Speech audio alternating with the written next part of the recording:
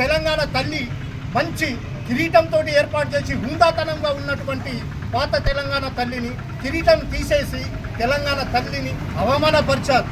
దీన్ని దృష్టిలో పెట్టుకొని ఈరోజు మా పార్టీ ఆదేశాల మేరకు మన తెలంగాణ తల్లి అంటే ప్రొఫెసర్లు, మేధావులు, రచయితలు తయారు చేసినటువంటి తెలంగాణ తల్లి చిత్రపటానికి క్షీరాభిషేకం చేయవలసిందని పార్టీ ఆదేశాల మేరకు మేము ఈరోజు క్షీరాభిషేకం చేశాము, పాలాభిషేకం చేయడం జరిగింది. కావున రానున్న రోజుల్లో కూడా ఇలాంటి మార్పులే తీసుకొచ్చి తెలంగాణ రాష్ట్రం ఎప్పుడైతే ముందడుగులో ఉందో ఇప్పుడు 100 సంవత్సరాల వెనుకడుగు వేస్తుందని మేము ఈ సభాముఖంగా తెలియజేస్తున్నాం.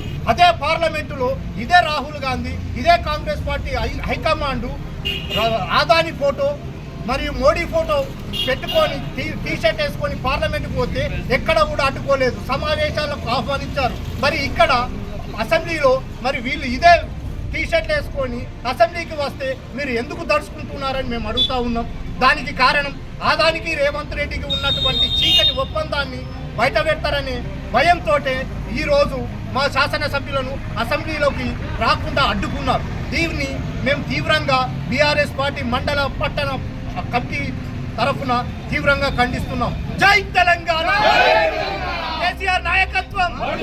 కేసీఆర్ నాయకత్వం!